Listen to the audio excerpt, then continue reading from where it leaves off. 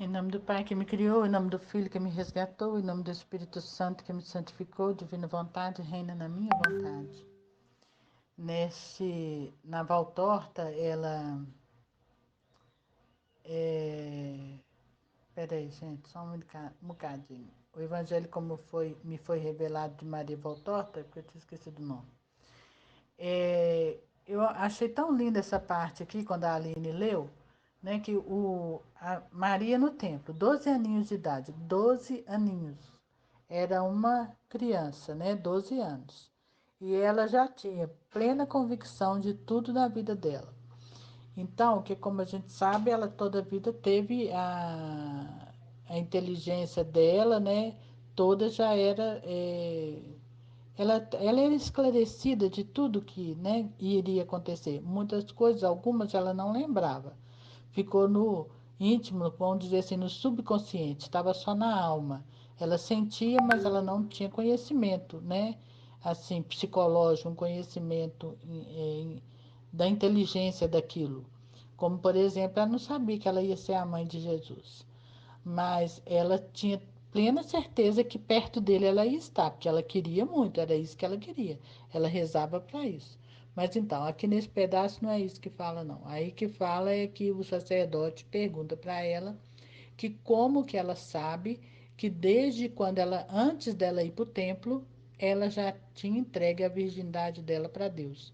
Se ela foi com 3 aninhos, como que ela podia ter antes disso já ter consciência? Mas ela tinha, né? Então ela fala assim, a resposta dela é muito maravilhosa, teria que ler, né, aqui o pedaço, é muito maravilhoso, que ela fala assim, olha que o sacerdote pergunta, e como pode dizer que naquele tempo já eras de Deus? Aí ela responde, se olho para trás, vejo-me consagrada já ao Senhor. Não posso lembrar-me da hora em que nasci, nem de como foi que comecei a amar minha mãe e a dizer a meu pai, eu sou tua filha. Mas eu me lembro ainda que não saiba quando começou de ter dado a Deus o meu coração. Olha que lindo.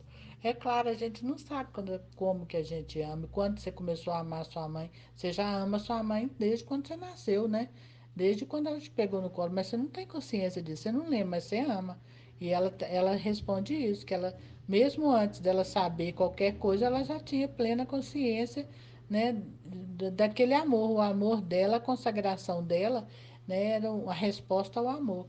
E eu achei muito bonito também uma parte que ela fala assim, que como que Eva pôde escutar o sibilar de uma serpente, sendo que a voz de Deus é maravilhosa, porque ela quando estava lá na casa dela, antes dos 3 anos de idade, né, que ela fala assim, ó, quer ver, eu vou ler um pedacinho. Talvez tenha sido como o primeiro beijo que se soube dar com a primeira palavra que se conseguiu pronunciar, com o primeiro passo que eu fui capaz de dar. Sim, isso mesmo. Creio que a primeira recordação de amor vou encontrá-la no primeiro passo firme que eu consegui dar. Minha casa tinha um jardim, é isso que eu queria ler, esse pedacinho. A minha casa tinha um jardim cheio de flores. Olha para você ver onde que ela gostava de se retirar, né? Tinha um pomar e muitos campos. E lá havia uma nascente, bem lá no fundo, ao sopé de um monte. E a nascente jorrava de uma rocha escavada que formava uma gruta. Era cheia de ervas, de talos longos e finos, que ficavam pendurados como pequenas cascatas verdes que vinham de diversas direções e parecia que estivesse chovendo, porque as folhinhas leves das pequenas copas, semelhantes de um bordado, tinham uma gotinha de água em cada uma, que ao pingar fazia o som de uma campainha bem pequenininha, e a nascente também cantava. Olha para você ver que lindo. E lá já havia passarinhos nos ramos das oliveiras, das macieiras, que estavam na encosta acima da nascente, pombas brancas que vinham lavar-se no espelho límpido da água da fonte. Eu não me lembrava mais de tudo aquilo, porque eu tinha colocado todo o meu coração em Deus, e com exceção do pai e da mãe amados por mim, na vida e na morte, quaisquer outras coisas da terra tinham desaparecido de meu coração. Mas tu me estás fazendo pensar, sacerdote. Devo descobrir quando foi que me dei a Deus. E foi por isso que as coisas dos primeiros anos estão voltando à minha mente. Eu amava aquela gruta, porque mais doce do que o canto da água dos passarinhos, lá se ouvia uma voz que me dizia: vem, minha querida. Então, essa voz que chamava por ela, que ela ouvia, né, no coraçãozinho dela, é a voz de Deus. E que era tão maravilhosa essa voz, tão linda, tão causava tanta felicidade, tanta alegria nela, que ela não consegue entender como que Eva pôde trocar essa voz, deixar de ouvir essa voz para ouvir o sibilar de uma serpente. Olha que coisa horrível. Triste o sibilar de uma serpente, horrível, né? Mas isso é o que? A curiosidade, né? A curiosidade que muitas vezes leva a pessoa a ver o que não deve ver, né? A participar do que não deve participar, a querer o que não deve querer. É a curiosidade. Por isso que às vezes a gente tem que, muitas vezes, ser mais forte que a nossa vontade, né? Usando a vontade divina, de não querer estar assistindo certas coisas. Por quê? É o sibilar da serpente. Ali naquele programa que está passando ali na televisão, ou naquele filme, naquele seriado, não importa lá o que for, tem o sibilar da serpente. Ali tem mensagens subliminares para fazer com que a sua mente pense coisas do mundo, queira coisas do mundo, sabe? Que a sua mente, que você comece a ter desejos por coisas materiais. E é o sibilar da serpente, né? Então, às vezes, é melhor não ter curiosidade, né, de querer ver, para mim, particularmente, porque eu me sinto uma pessoa com mente fraca. Eu acho que se eu acho não, eu tenho certeza, isso aí já foi experiência minha. Quando eu vejo, assisto certas coisas, eu fico com aquilo na minha mente gravado, sabe? Aquilo fica, é como se fosse uma tortura, aquilo fica me torturando. E eu começo a ter dúvidas sobre as coisas de Deus, dúvidas. É tão forte, tão pesada as coisas do mundo, né, que o mundo faz, que dá dúvidas. Você fica pensando, será mesmo? Que, né, assim, por isso que você vê tantos ateus, né? Pessoas inteligentíssimas, mas que se dão a curiosidade das coisas do mundo e as coisas do mundo elas têm assim tudo que o demônio faz, ele faz imitando a Deus. Então tem uma razão, como se fosse assim, tem uma sequência, tem uma lógica. Então se a pessoa entra por ali, a pessoa acaba acreditando em todas aquelas coisas, né? E por isso que está acontecendo o que está acontecendo hoje. Tantas pessoas super cultas, né, que estão na oposição, estão contra, estão lutando contra, estão dentro da igreja lutando contra a igreja. Estão no Brasil com o governo lutando contra o governo, ao invés de unir forças, ao invés de procurar uma melhora. Se você não pode fazer nada, você pode pelo menos rezar para que as coisas melhorem, pedir, implorar. Não, mas as pessoas ficam contra. E eu fico assim, abismada de ver que são pessoas cultas, pessoas estudadas, né? Pessoas que teriam toda a inteligência iluminada se quisessem, mas não têm, porque estão é, na, por causa da curiosidade, elas foram entrando, né, se enfronhando no sibilar da serpente, né, e deixaram a voz de Deus puríssima, né, a voz de Deus, porque a voz de Deus é simples, é pura, e tudo que Deus faz é simples, é fácil. Então as pessoas preferem, às vezes, muitas vezes, ir para o complicado, que é porque, como é que fala? Toma mais tempo, né? Tira, que concentra mais. Então vamos para aquele lado ali, vamos tentar descobrir aquilo ali. Vai para o lado de uma ciência negativa, que existe uma ciência de Deus, a ciência, a verdadeira, e existe uma ciência negativa, que está pronta para provar todo o lado errado, né? O escuro, o lado escuro. E como existe como é que eu vou dizer, a mídia, a imprensa, existe a positiva e existe a negativa. Mas você tem que saber para que lado que você vai. Se você vai ouvir a voz de Deus ou você vai ouvir o sibilar da serpente, né? E Maria escolheu e ficava abismada de pensar como que pode um ser humano preferir o sibilar da serpente.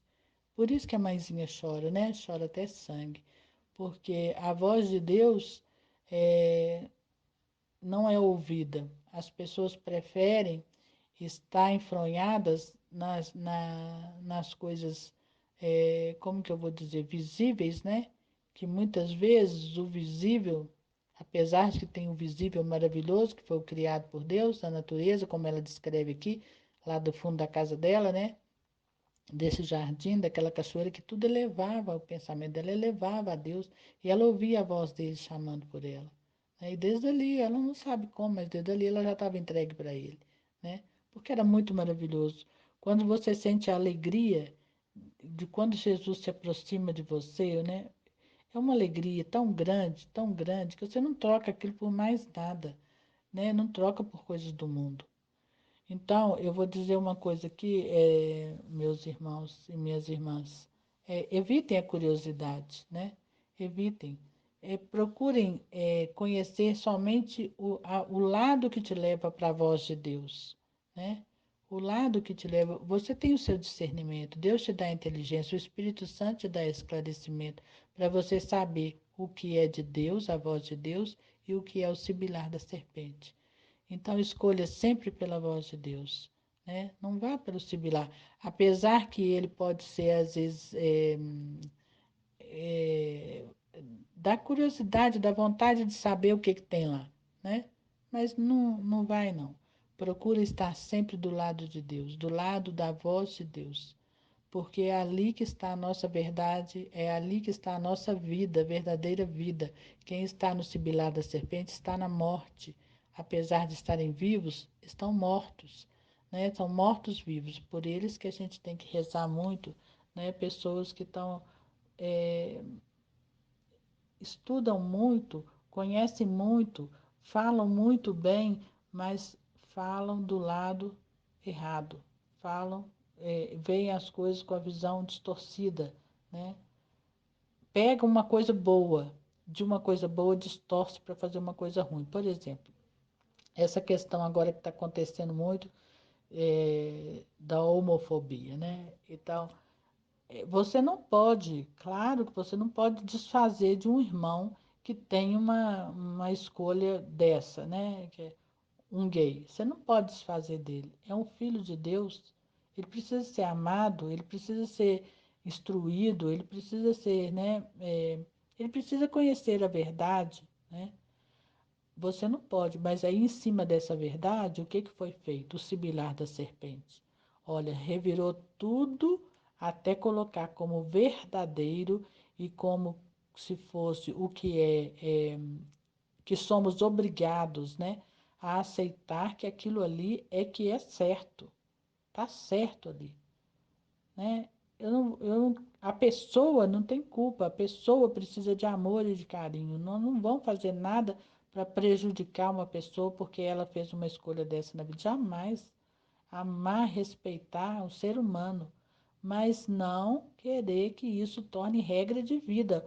Hoje em dia, tudo é isso, só falam disso, quer dizer, eles querem influenciar para que todo mundo se torne gay lá, né, de um lado ou de outro, homem ou mulher, todo mundo se torne gay e vão fazer família de, né, assim, de homem com homem, mulher com mulher, e vamos adotar filho, vamos fazer um jeito de homem poder engravidar, e vai levando para esse desatino, um desatino. É o sibilar da serpente, gente, é o sibilar da serpente.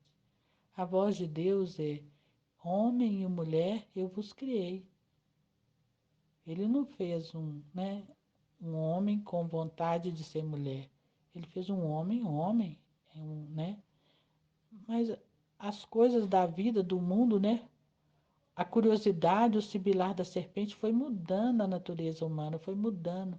O sibilar da serpente é miúdo, né? E é muito.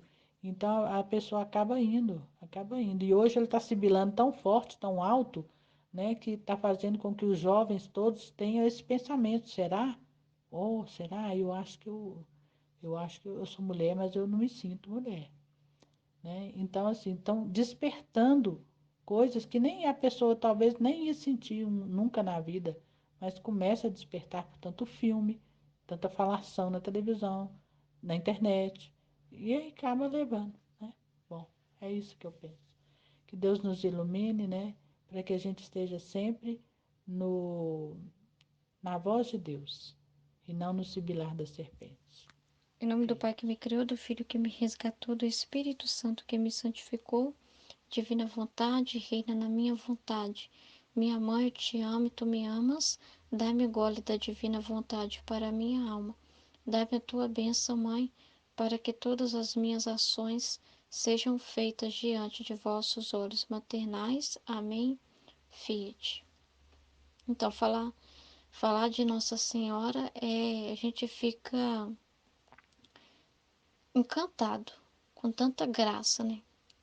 O falar de Nossa Senhora deixa a gente assim em silêncio, né? O sentimento que dá assim de você querer ouvir, você tem gosto de ouvir Nossa Senhora falar. Você tem gosto de ouvir porque ela é tão respeitosa, ela é tão correta na forma dela de se comportar. Enfim, né? Ela tem um jeito, uma docilidade, um encanto que deixa o coração da gente assim, extasiado mesmo, sabe? Extasiado, de tão maravilhado que a gente fica. E é muito bonito a vida dela, né? A vida de Jesus, todo esse processo que foi assim, feito tudo de uma forma muito ordenada, né? Nossa Senhora, ela esperou sempre em Deus e também ela confiou nas pessoas que dirigiam a vida dela, confiou que Deus usava dessas pessoas e que Deus daria sabedoria e o direcionamento para que tudo corresse de acordo com a vontade divina. Então, ela não temia estar sujeita a uma outra ordem, estar sujeito ao sumo sacerdote, quem cuidava dela, porque ela sabia que, na verdade, quem estava à frente da vida dela toda era Deus. Então, Deus ia usar dessas pessoas e de todos os meios para fazer a vontade dele acontecer, mas ela também teve a coragem e a postura de falar, né? De de contar do voto dela, da verdade dela, que é a verdade do interior dela. E isso foi muito claro, né? Que ela deixa bem claro que isso é por Deus, que da parte dela não tem nenhuma resistência a nada, não tem uma oposição a nada, né? Não tem nada disso. Né? Ela não faz, em nenhum momento ela olha para si, ela vive toda para a divina vontade. Então, tudo é porque Deus era sempre o centro da vida dela. Então, tudo que ela queria fazer é por Deus. Então, ela deixou bem claro que ela fez esse voto para Deus e que ela se importa com aquilo que ela faz para Deus. Ela se importa com Deus, ela se importa com os interesses divinos. Entende? Então, ela defende essa vontade de Deus, defende essa honra de Deus, defende a importância de cumprir um propósito que se faz diante de Deus. Então, ela defende isso, entende? Então, é perfeito, né? Tudo que foi explicado para a gente na meditação. É, eu vejo assim que todos nós também, né, devemos espelhar em Nossa Senhora, em pedir mesmo a graça da gente ser fiel aquilo que Deus nos pede, a se preocupar com aquilo que Deus precisa que façamos, com aquilo que Deus espera de nós. Se a gente não sabe o que fazer, é pedir a Deus essa graça de mostrar o que Ele quer para cada um de nós e ter essa confiança, né, que Deus espera de nós, que a gente tem essa confiança que Nossa Senhora tem. O que acontece, essa situação toda de depois o sacerdote falar você vai se casar, né? Você vai ter um esposo. Nossa Senhora recebe a notícia, tudo, entendeu? Nossa Senhora manifesta ali o seu pranto por causa do voto a Deus, desse amor que ela tem, um coração que só ama a Deus, né? Que as outras pessoas ela vê como alma, né? Então, ela não, ela ama só a Deus, assim. Ela é toda dele, ela se deu toda a dele. Ela não tem nenhum interesse para ela, de adquirir nada para ela, entende?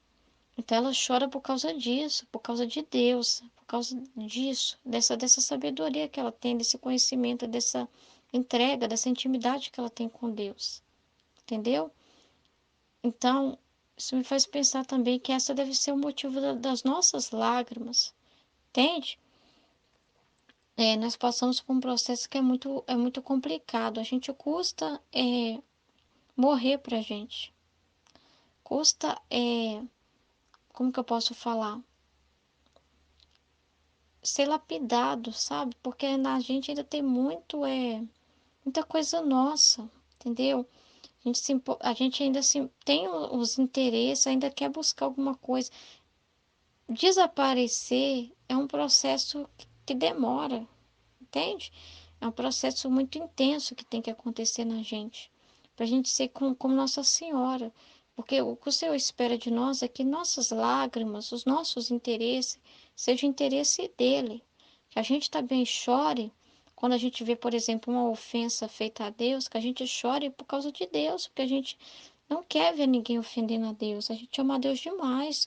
Quer ver todo mundo amando ele do mesmo jeito, entende?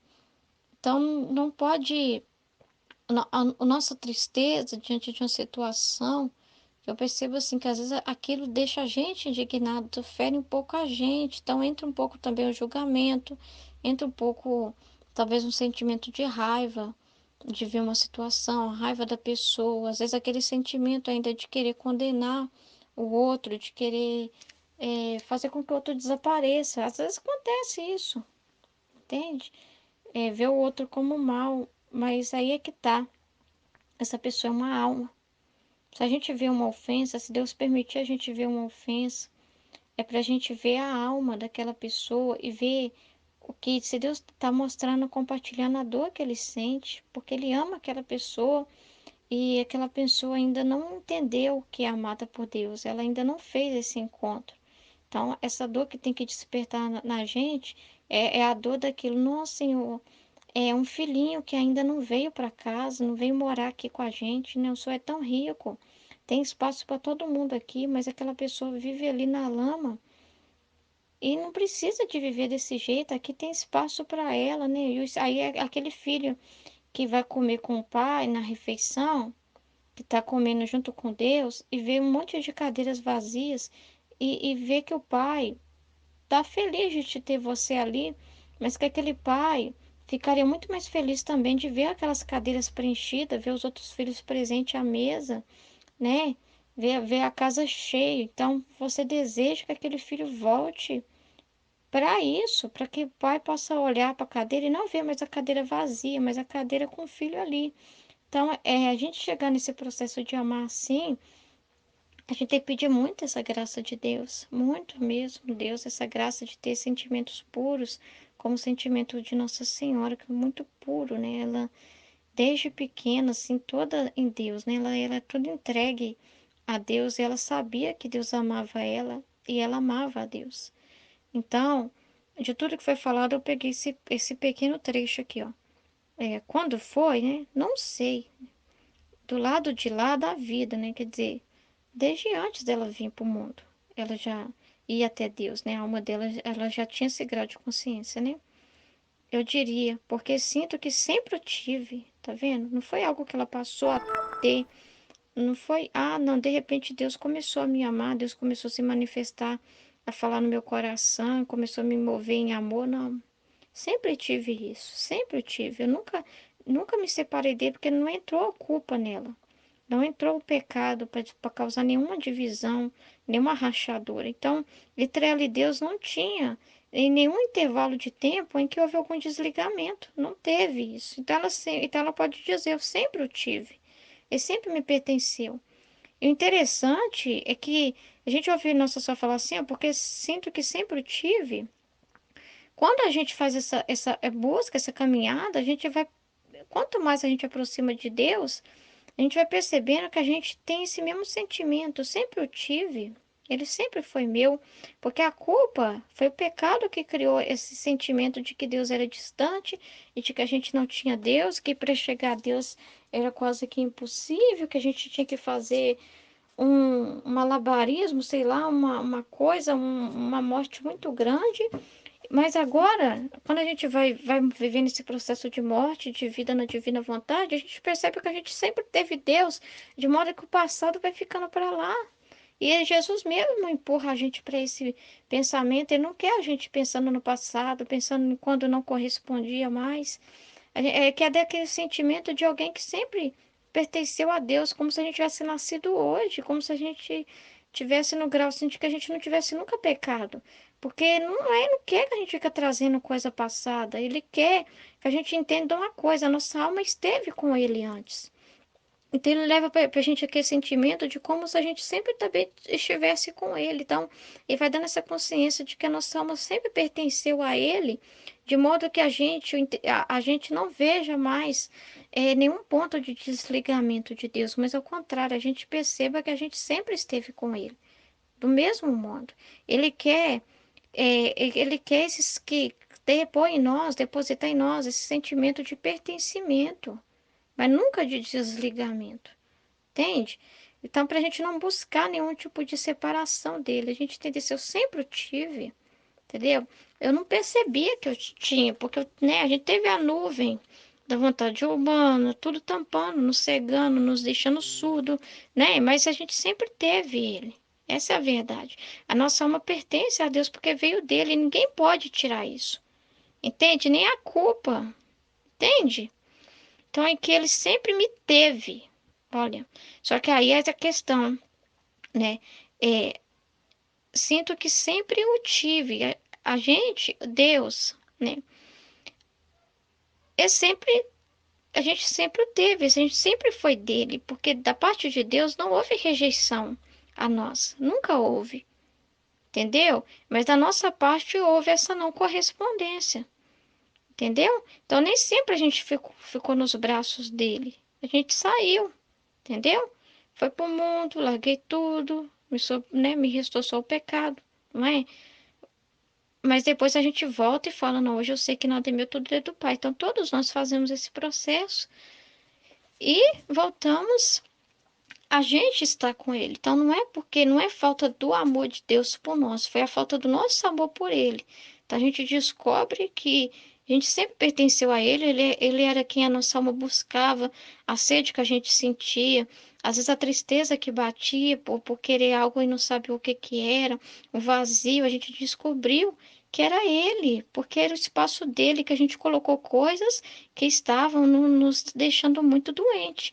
Então a gente vai tirando tudo que intoxicava e descobre que lá no fundo a nossa vida só tem sentido nele. Então a gente volta para ele e podemos falar a mesma coisa que Nossa Senhora. Cada dia a gente percebe que a gente sempre o teve, que ele sempre nos teve.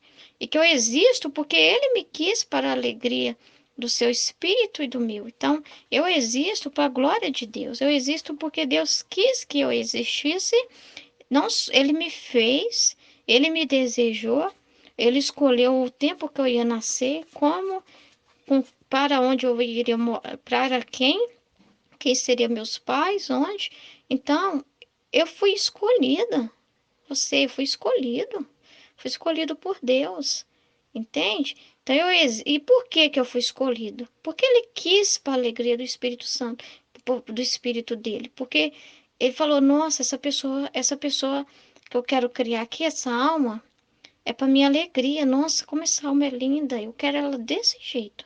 Aí ele vai lá e faz. Pronuncia o seu, faça-se, né? O seu filho te faça e cria. Entende? E isso enche ele de alegria. Então, quando a gente volta para essa ordem, a gente tá voltando para o primeiro amor. A gente está entendendo o sentido da nossa vida. A gente foi criado para a glória de Deus, para a alegria de Deus. E a gente é essa alegria de Deus. Entende? A gente é essa alegria de Deus. E tanto é a gente a alegria dele, como a gente vivendo nele também é nossa alegria. Deus também é nossa alegria. Não existe outra alegria fora de Deus. Então eu falo, tudo é do Pai, né? Toda honra, toda glória. E a minha alegria é o Senhor. A minha alegria é o Pai. E a alegria do Pai sou eu. Tá vendo que bonito? Essa consciência de Nossa Senhora tão nova e que sempre foi assim, né? Desde criança, né? As coisas que ela fala, que ela expressa, né? É perfeito, né? Mas é aquela questão que a gente está descobrindo isso, entende? Descobrindo Deus que sempre esteve com a gente, nunca nos abandonou. Então é isso. Em nome do Pai, do Em nome Filho e do do Pai que me Espírito criou, Santo. em Amém, nome do Filho que filho. me resgatou, em nome do Espírito Santo que me santificou. Divina vontade, reina na minha vontade, ó minha mãe, eu te amo e tu me amas. Dá-me um gole da vontade divina para minha alma, me abençoa, Mãe, para que todas as minhas ações sejam feitas diante de vossos olhos maternais. divina vontade, reina na minha vontade. Suprema majestade, eu venho em sua divina vontade, em nome de todos, do primeiro ao último homem que existirá na terra, para dar a ti as adorações, os louvores, o amor que cada criatura lhes deve, e fazer todas as reparações por todos e por cada pecado. Venho, Senhor, na tua divina vontade, dou-te a minha vontade humana, por meio do Imaculado Coração de Maria, que possui todos os dons e os frutos da divina vontade. Dai-me a tua divina vontade. Vem, divina vontade, nesta ação que estou a fazer e em todas as ações que eu farei durante este dia. Amém, Filho. Vinde, Espírito Santo, vinde por meio da poderosa intercessão do Imaculado Coração de Maria, vossa amadíssima esposa e nossa mãe. Amém. Vinde, Espírito Santo, vinde por meio da poderosa intercessão do Imaculado Coração de Maria, vossa amadíssima esposa e nossa mãe. Amém. Vinde, Espírito Santo, vinde por meio da poderosa intercessão do Imaculado Coração de Maria, vossa amadíssima esposa e nossa mãe. Amém. Fiat. Estudo 11. O Evangelho como me foi revelado. Maria fez um voto ao Senhor pela sua glória e pela salvação de Israel. Naquele tempo, ela não passava de uma menina. Estava aprendendo a soletrar e já se tinha obrigado por um voto. Diz Ana, em sua ajuda. Então, aqui, Nossa Senhora já havia, muito antes dela ir para o templo, ela já tinha feito esse voto, né? Já tinha feito o voto da castidade, né? Ela já tinha feito esse voto. O voto de ser toda de Deus, né? Ela fez um voto ao Senhor. Ela ainda era uma menina, né? Não passava de uma menina. E ela ainda estava aprendendo a soletrar. E já se tinha obrigado por um voto, diz, né? Então, assim, eu nesse estudo de hoje, eu vejo assim, o quanto que Nossa Senhora, ela foi repleta da graça, né? Mesmo quando ela ainda era uma menina, né? Porque na mística cidade, ou nos 31 dias com Maria, fala que Nossa Senhora, ela sempre esteve com Deus, né? Ela era Nossa Senhora quando estava lá com Deus que chorava, né? Que pedia para que viesse o Salvador. E já no Evangelho de Maria Valtorta, Maria Valtorta já narra que Nossa Senhora, né? Mesmo sendo antes de ir para o templo, ela já tinha esse voto, né? Ela já tinha feito esse voto, né? Esse voto de castidade, esse voto de ser toda de Deus. Ela já ouvia, né? Ela já ouvia a voz de Deus. Ela estava disposta a passar por tudo, né? A gente viu no estudo anterior que mesmo que Nossa Senhora tivesse o pai e a mãe, né? Santa Ana e São Joaquim, ela ia obedecer à voz de Deus, né? E quando a promessa de Deus vai se cumprir nela, né? Quando ela vai para o templo, né? Que Santa Ana cumpre o voto de deixar a filha no templo, ela vai pequenininha. Com 12 anos, ela é levada ali diante do sacerdote, né? A mestra dela leva ela diante do sacerdote, do pontifício do sacerdote, para que ela cumpra a lei, né? Para que ela cumpra a lei de Israel. Que a lei naquele tempo era que uma menina, era que a mulher, né? A pessoa do sexo masculino, feminino, se casasse e tivesse filhos, né?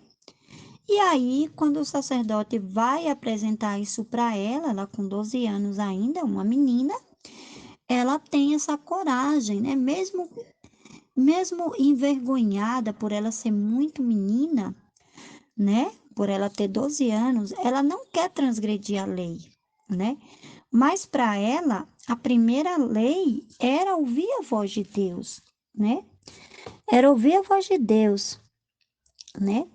E aí ela fala, a mestra dela fala, Maria fez um voto ao Senhor pela sua glória e pela salvação de Israel. Então, assim, ela fez um voto ao Senhor não para ela, ela fez um voto ao Senhor para a glória de Deus e pela salvação de Israel, né?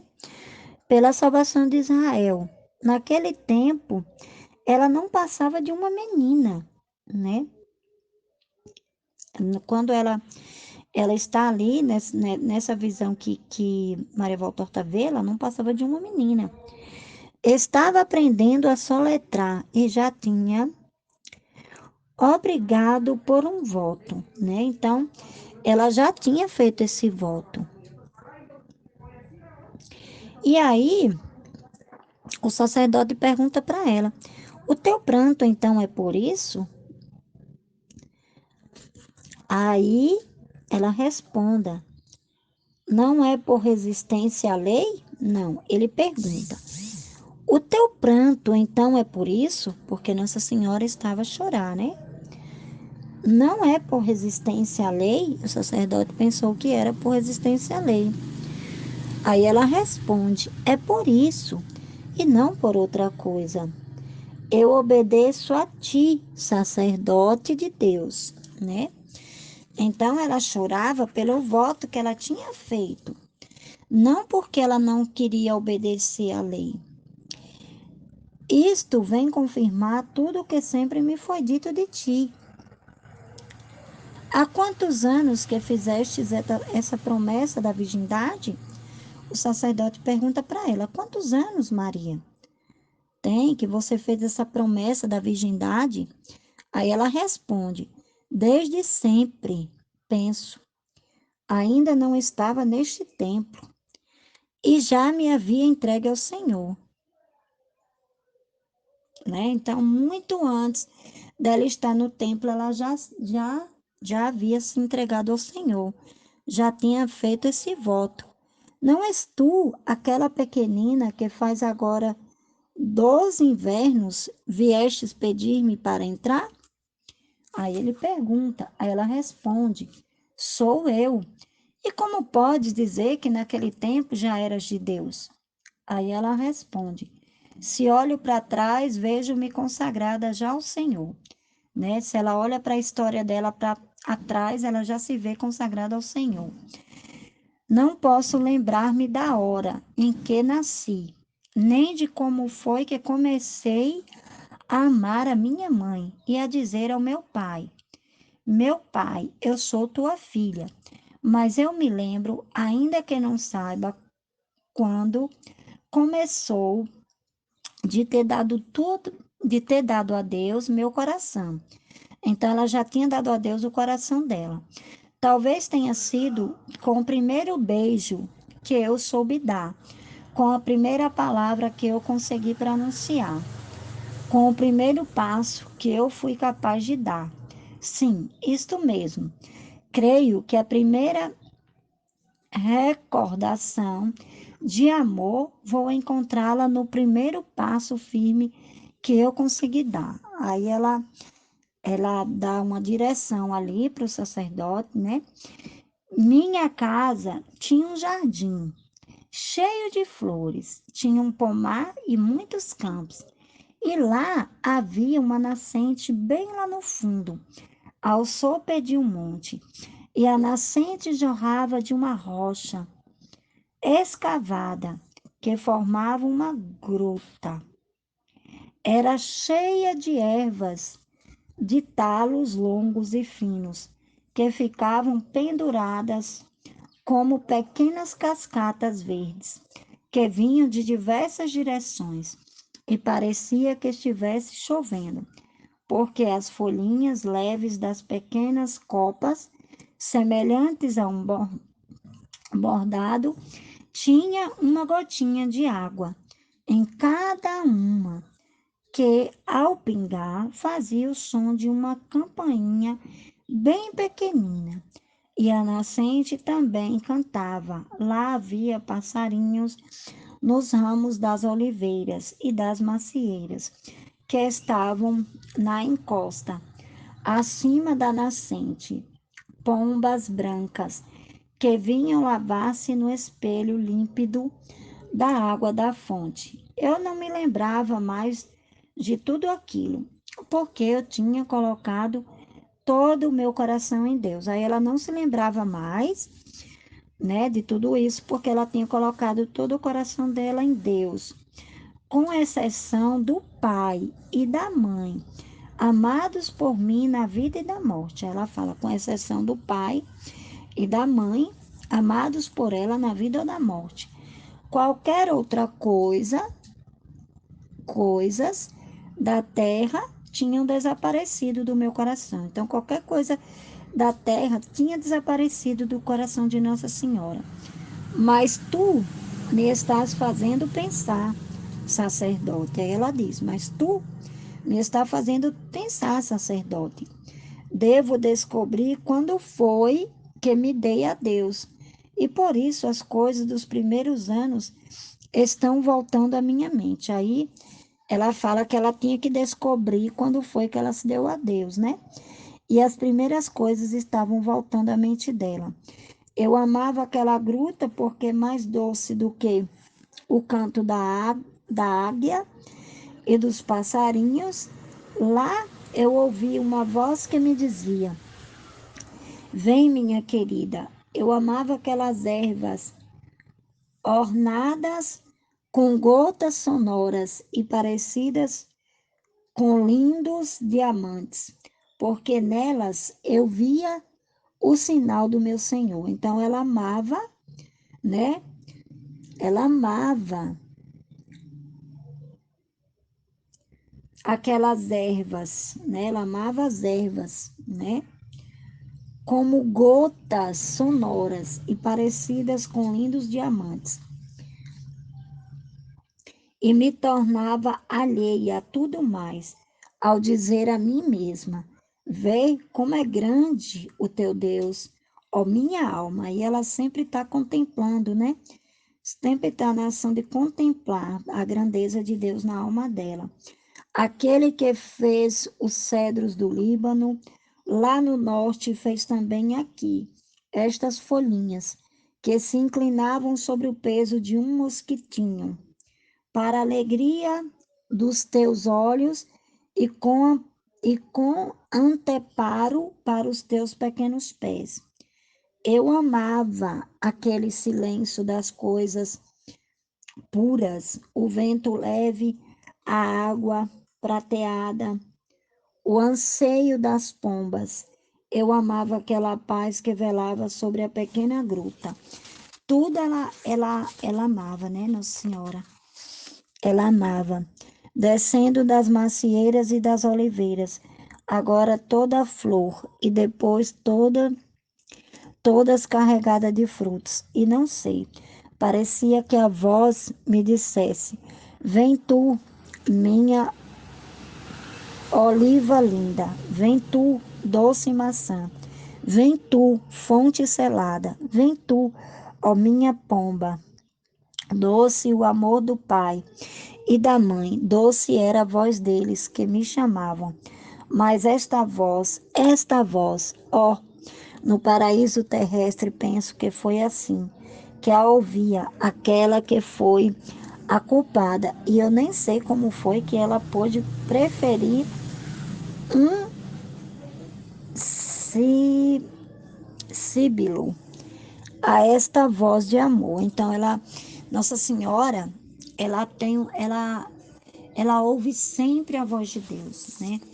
Ela ouve a voz de Deus e ela vê que a voz de Deus que fala na alma dela, né? Que fala profundamente na alma dela. E aí ela pensa, como que Eva pôde trocar essa voz, né?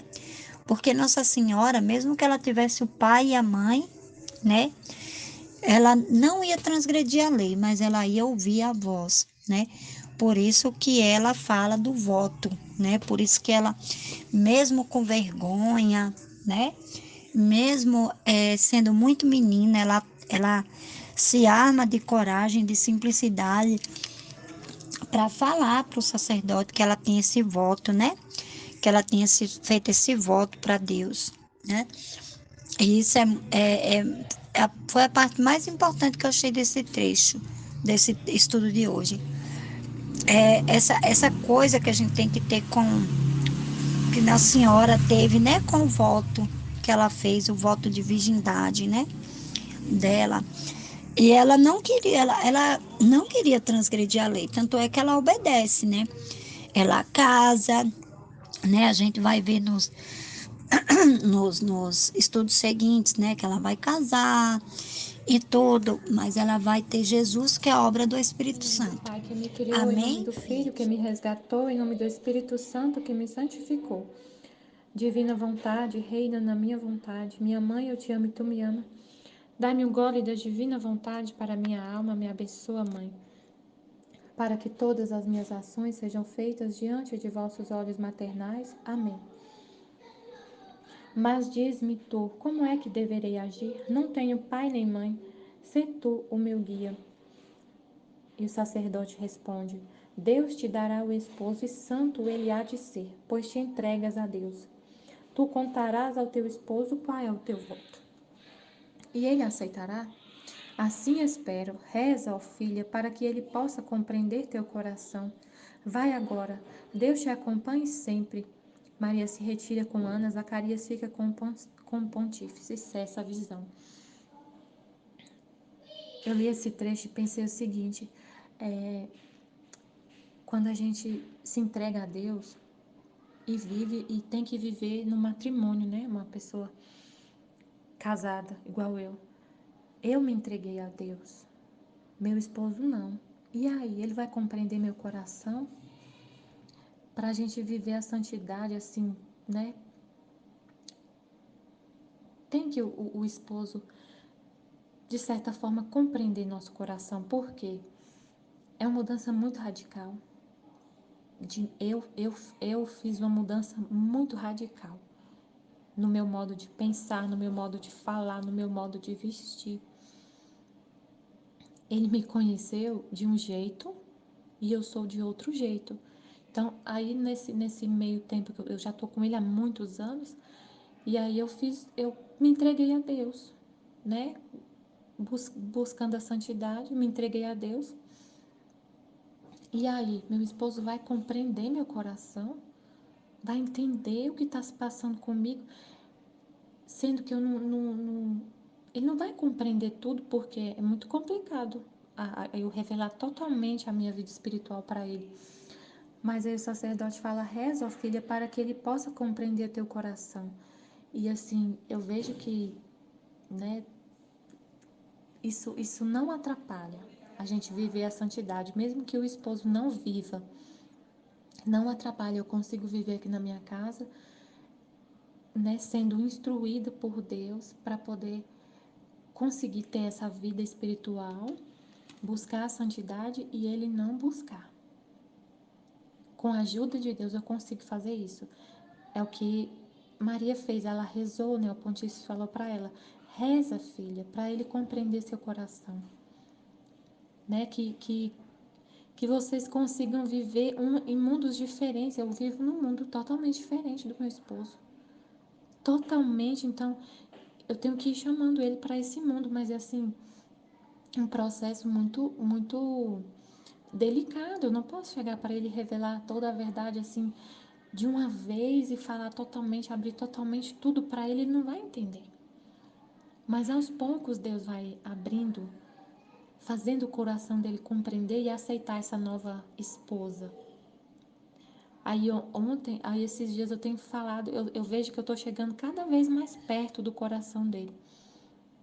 Cada vez mais perto, até ele abrir totalmente o coração para Deus. Ele está abrindo aos poucos, está abrindo aos poucos. Aí ontem eu falei, Senhor, eu tive uma conversa com ele esses dias, que eu fui muito clara com ele, assim, falei muita coisa da divina vontade para ele. Eu falei, Senhor, eu quero continuar essa conversa. Aí ontem à noite eu estava lavando louça, ele estava trabalhando, e eu fui ouvir a Valtorta. Aí eu ouvi o capítulo 290, por acaso, o capítulo 290 da Valtorta, que é a Salomé, esposa de Simão, acho que é de Simão, ela estava com o filho doente e ela estava rezando pela conversão dele, do Simão, do esposo dela. Ele não aceitava Jesus, ele era parente de Jesus, ele não aceitava Jesus. E aí